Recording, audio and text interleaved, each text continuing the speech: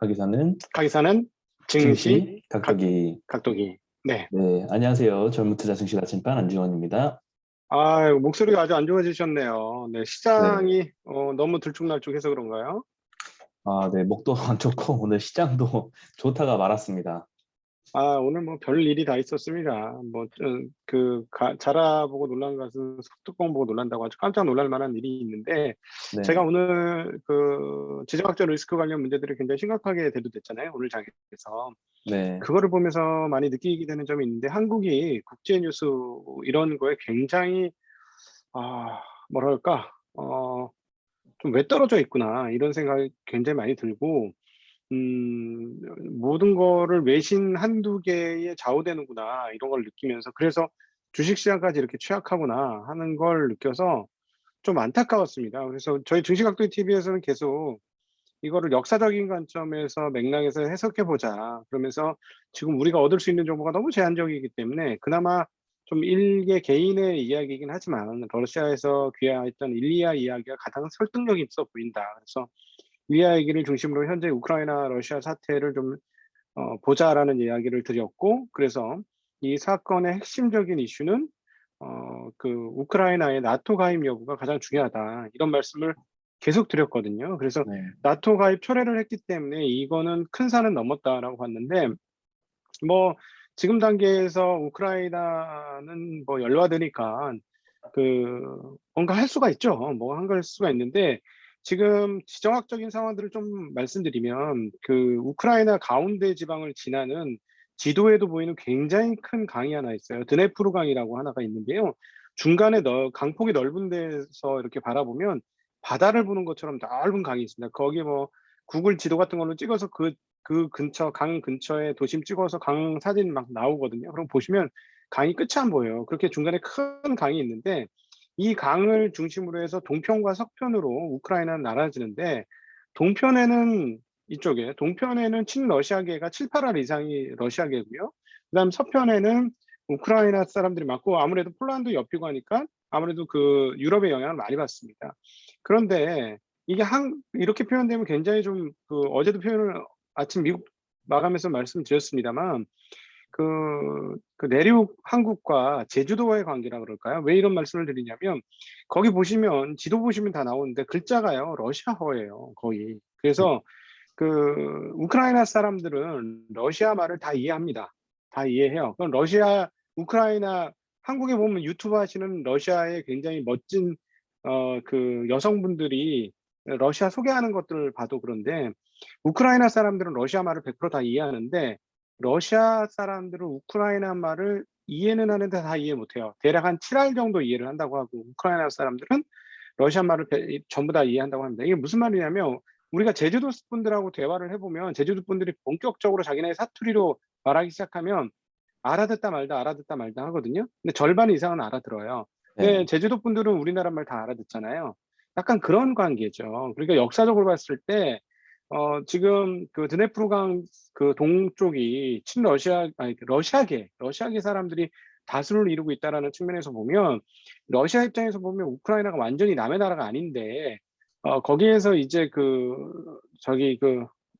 자기네 나라를 주적으로 만드는 나토에 가입한다고 하니까 이게 보통 일은 아닌 거죠. 그리고 이제 이렇게 친서방, 친유럽 하는 사람과 친러하는 사람들끼리 사이가 좋을 수가 없습니다. 그래서 이런 상황들은 계속해서 있을 것이라고 보여지고, 그런데 이거 자꾸 확대 해석해서 이렇게 중간에 친러 반군을 공격했기 때문에 러시아에 공격의 빌미를 줬다, 뭐 이런 식의 해석을 자꾸 하는데, 일단은 먼저 우리가 기억해야 될 것은, 지정학적 리스크는 주식시장의 생각처럼 그렇게 크게 영향을 안 미친다는 점 하나.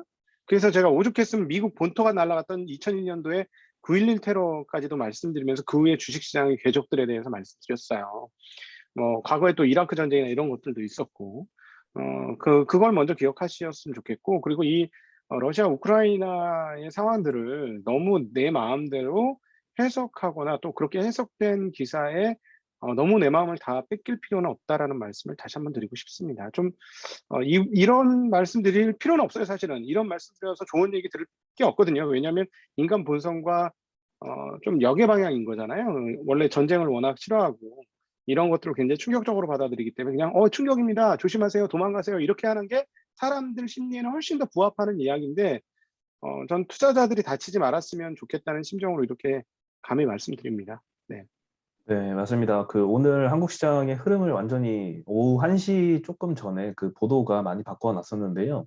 우크라이나군이 이제 포 공격을 이제 했다라는 보도가 있었는데, 방금 로이터 통신 속보에 따르면 우크라이나 쪽에서 이 포 공격을 한 거를 부인을 했다, 이런 보도도 있더라고요. 여러 보도가 좀 왔다 갔다 하는 보도가 좀 많이 있는 것 같은데요. 다만 수급만 봐도 1시 보도 이후로 좀 많이 갈렸습니다. 초반에는 이제 외국인이 보도 직후에는 좀 매도를 많이 했었는데요. 다시 이 매도 한금의 훨씬 이상으로 순매수 규모를 늘렸습니다. 코스피 시장에서도 그렇고요. 코스피 시장에서는 뭐 오전 오후뿐만 아니라 시간이 갈수록 계속 순매수 금액을 늘려왔습니다. 코스닥 시장에서도 매도를 많이 했지만 다시 이제 순매수로 전환을 했고요. 다만 이제 개인 투자자들은 계속 순매도를 이어서 오늘 결과만 봐도 코스피 시장에서 1조 원 넘게 매도를 했습니다. 개인 투자자가. 이 조 단위 이상의 이제 수급 영향이 있었던 게 굉장히 오랜만이었던 것 같습니다. 거래소에서. 네. 네, 거래소에서만요. 네. 네, 코스닥 시장에서는 오늘 뭐 큰 움직임은 없었고요. 외국인이 네. 코스피에서 6,500억 매수했고, 기관이 4,300억 매수했습니다. 오늘 네. 이러한 뭐 지정학적 이슈가 다시 불거질 만한 이런 좀 공포감을 조성하는 보도가 있었음에도 불구하고 외국인과 네. 기관은 많이 매수했다는 점에 좀 주목을 해도 좋을 것 같습니다. 네. 네. 네, 그리고 오늘 은행 섹터가 좀 카카오뱅크 영향이 많이 올랐는데요. 카카오뱅크는 2월 달 들어서 외국인들의 순매수가 좀 계속 지속되고 있습니다. 오늘도 한 6% 이상 상승을 했고요.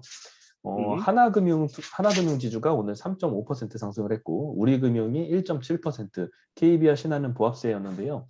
하나금융이 특히 요즘에 움직임이 좋습니다.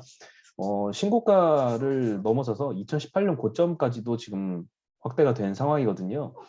한국 시장에서 이제 장단기 금리 차가 좀 확대가 되는 움직임을 보였더라고요, 오늘. 그리고 최근 금리 상승세에 따라서 은행주도 계속 상승을 하고 있는데요. 하나금융지주가 이제 다른 시중은행보다 훨씬 더 주가 상승이 최근에 좋았는데, 그 이유는 은행 비중이 굉장히 높아서인 것 같습니다. 하나금융지주에서의 이 하나은행이 차지하는 은행 비중은 69% 정도입니다. 다른 금융지주들 대비 굉장히 높은 수준이고요. 특히나 이 과거에는 증권이나 이제 보험 이런 비은행 섹터가 비중이 좀 높으면 금융지주가 좀 안정적인 포트폴리오를 갖췄다, 너무 은행권에 치중하지 않는다, 이런 평가를 받았는데, 최근 금리 상승기에는 더더군다나 이 은행의 수혜가 좀 기대가 되기 때문에 은행 비중이 높은 하나금융이 조금 주목을 받는 게 아닌가 싶습니다. 네. 2018년 1월 12일 이후로 최고가 도달을 했습니다. 이게 무슨 일이고 아무도 관심 안 가질 때 꼭 이렇게 많이 주가가 오른다는 거. 차트상의 모양으로는 아직 끝이 아닌 것처럼 보여지는 중장기 차트를 보여주고 있습니다. 아주 사실은 실적으로 따지면 아직 멀었죠. 15조 7천억의 실적인데 이 회사가 이번 올해도 실적이 좋았고 매년 3조 이상의 영업이익을 찍었던 회사니까 사실 지금보다 2~30% 주가가 더 오른다고 해도 뭐라 그럴 건 없는데, 사실은 성장성이 없었기 때문에 은행들이 그동안에 재미가 없었고 인기가 없었는데, 지금도 여전히 성장성은 없죠. 오히려 카카오뱅크나 이런 쪽은 성장성이 있으나 기존의 레거시 은행들은 그냥 성장성이라고 보기에는 조금 어려운데, 금리 인상이 앞으로 꽤나 오래될 것 같으니까 그에 따른 예대 마진 차나 이런 것들이 충분히 확대될 수 있다라는 판단, 이런 것들이 또 그런 기본적으로 그런 뭐라 그럴까, 법칙에 입각한 수급들이 들어오면서 이렇게 강세를 보여주는 것 같습니다. 아주 금리가 앞으로도 당분간 계속 오를 것 같고, 또 하나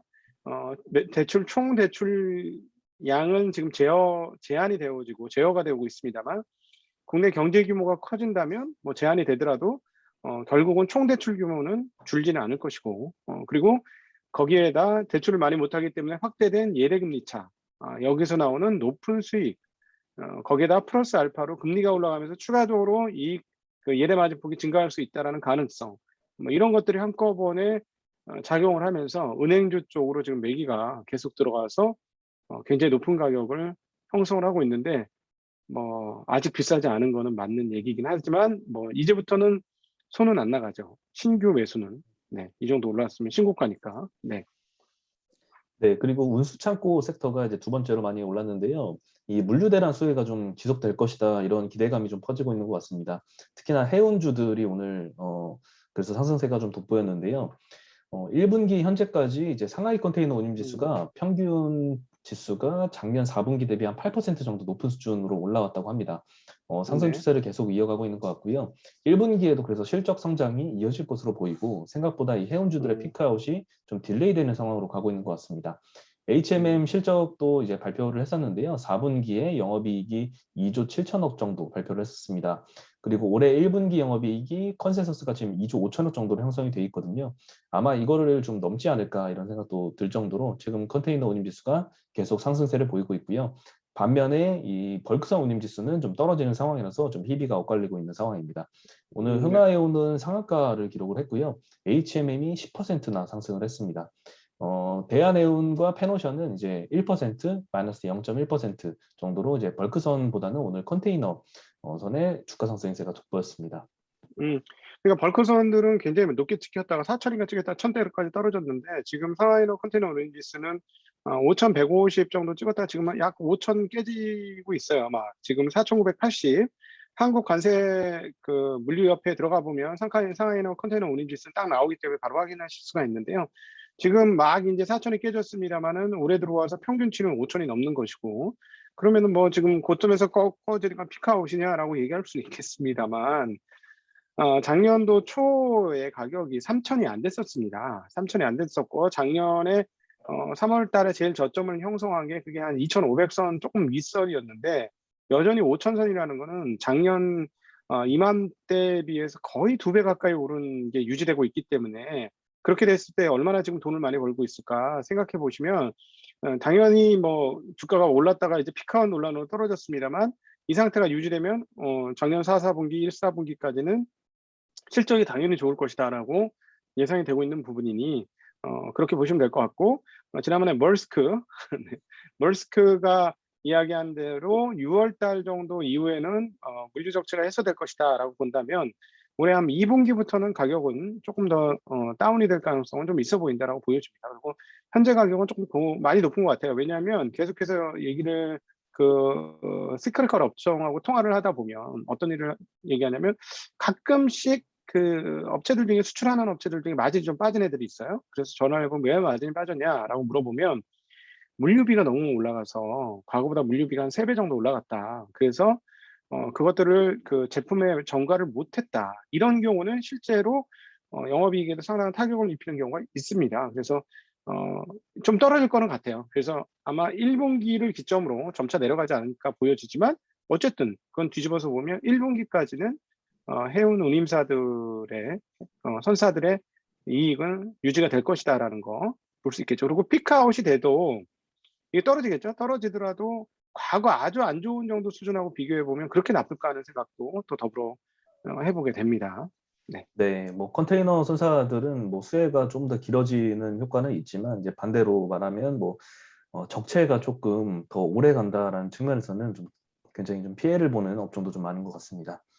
네. 네, 오늘 기계 섹터도 많이 올랐는데요. 특히나 두산중공업이 월요일 날 한번 말씀드렸을 때 마이너스 10% 큰 폭의 하락세를 기록을 했었습니다. 그때 당시에 유상증자 청약에 있어서 우리 사주에서 흥행이 좀 미달을 해서 이렇게 청약 미달 때문에 마이너스 10% 폭락이 있었었는데요. 그 이후에 이제 구주주 대상이 끝났고 이제 일반 공모를 진행을 했는데 청약률이 623% 달성을 했습니다. 청약 경쟁률은 200대 1이 넘으면서 이 청약 미달된 우려를 전부 다 해소를 한 것 같습니다. 그래서 오늘 추가로 3% 올라서 지난 10% 하락분을 어느 정도 만회를 한 것 같습니다. 추가적으로 이 기계 섹터 내에서 CS 윈드라는 회사도 자사주 매입을 발표를 했습니다. 500억 원 신탁 계약 체결 공시를 하면서 주주환원 음음. 움직임에 오늘 2% 상승해서 마감을 했습니다. 네. 강아지가 문 열어 달라고 끙끙거리는 것 같네요.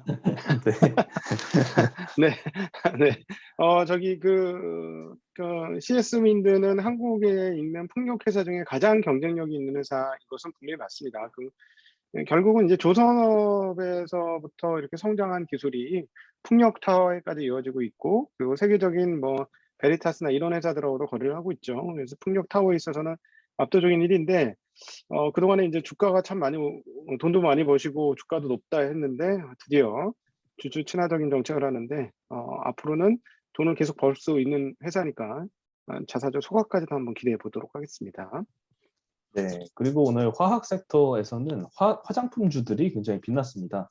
리오프닝 이후에 좀 성장성이 기대가 된다는 기대가 좀 일고 있는데요.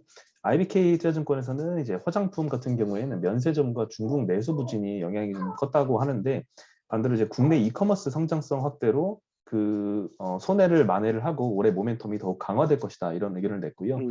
특히 이제 코로나 영향 때문에 국내 색조 화장품 시장이 작년까지는 좀 안 좋았습니다. 네. 2년간 연 11%씩 감소를 해왔었는데요. 네. 리오프닝 이후에는 이 색조 화장품 위주로 매출이 반등할 것으로 기대가 됩니다. 반면에 이제 기초 음. 화장품 같은 경우에는 코로나 때도 이제 큰 타격이 없었던 것으로 보이고요. 음. 특히나 뭐 이런 내용도 있지만 이제 미국에서는 이제 마스크 의무화가 완화가 될 것이다, 이런 기대감이 오늘 좀 네. 크게 영향을 미친 것 같은데요. ABC 뉴스에서는 빠르면 다음 주부터는 실내 마스크 착용 의무화 지침이 완화될 것으로 예상을 한다, 이런 보도가 나왔었습니다. 네. 그래도 안 그래도 이전부터도 이제 미국 정치권에서는 2월 말에서 3월 정도에는 마스크 의무화가 해제되어야 된다, 이런 목소리도 많이 있었고요.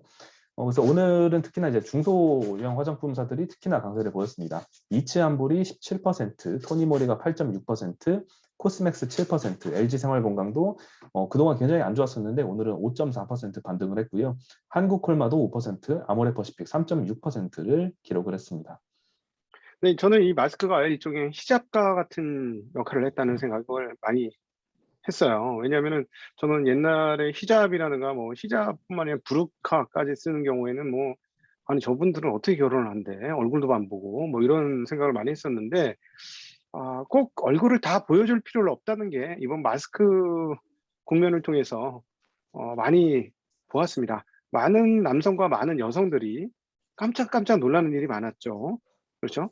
마스크 썼을 때 훌륭하다. 정말 근사하다 했는데 마스크를 벗으면 깜짝 놀라는 그런 일들 참 많았죠. 그러니까 참 그 중동도 중동도 이 히잡이 꼭 나쁜 건 아니구나. 그런 생각도 좀 엉뚱한 생각을 좀 해 봤습니다. 죄송합니다. 네. 네. 그러니까 오죽해서 이 립스틱은 아예 안 팔렸을 거 아닙니까 이게.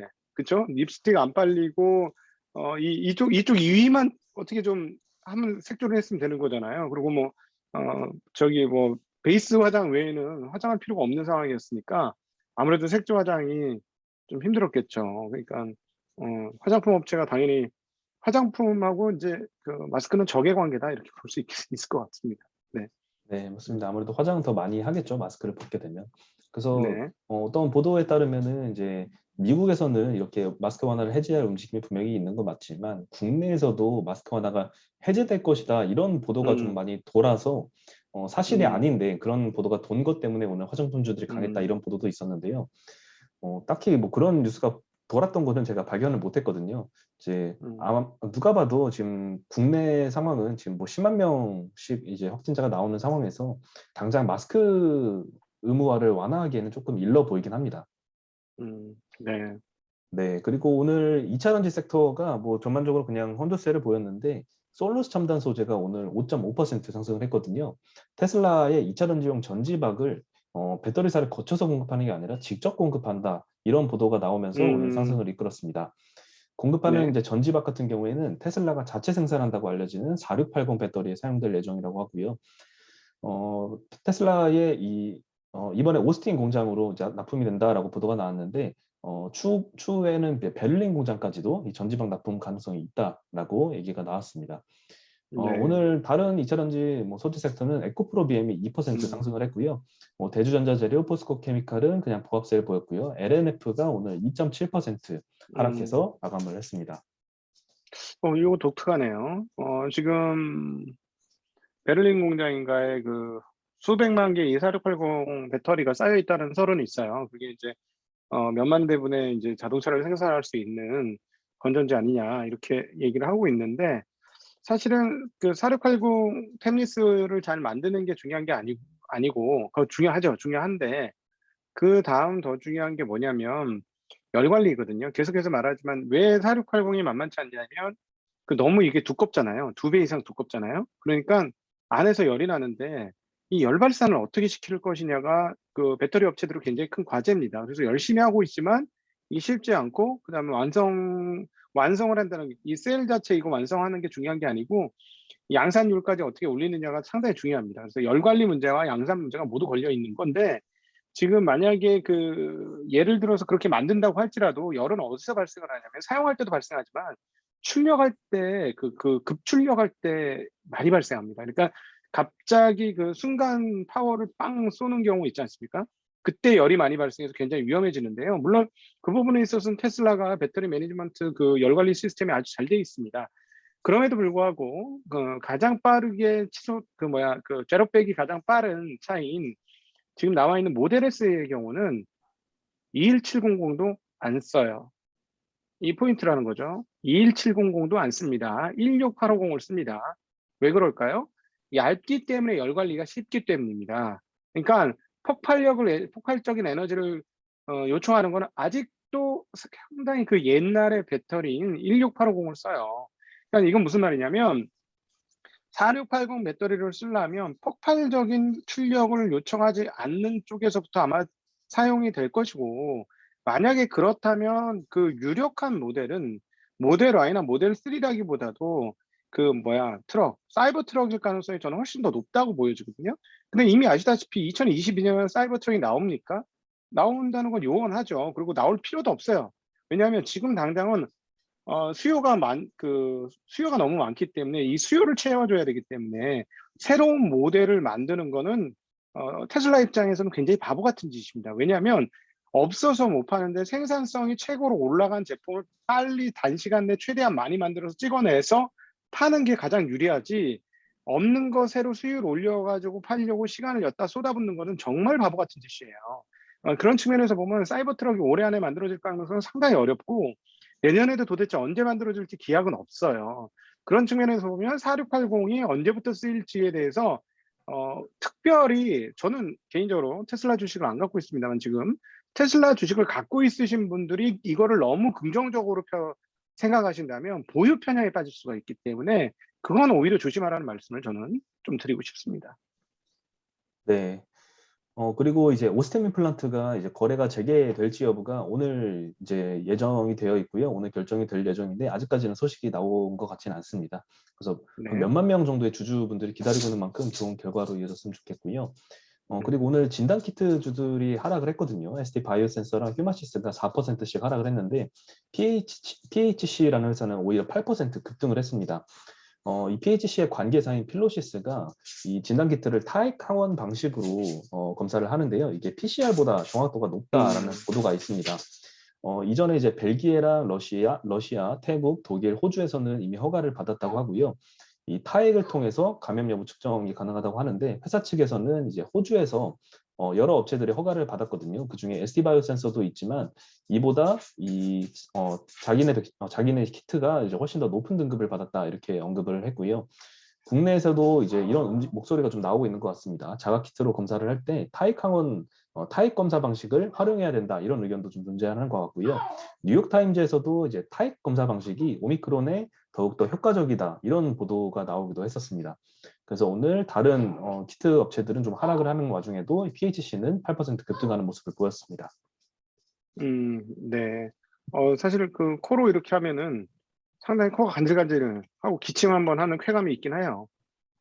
코로 이렇게 검사하는 거는. 근데 좀 네, 불편하긴 하죠. 네. 네, 타익으로 그렇죠. 할 수 있다면 상당히 편하긴 하겠네.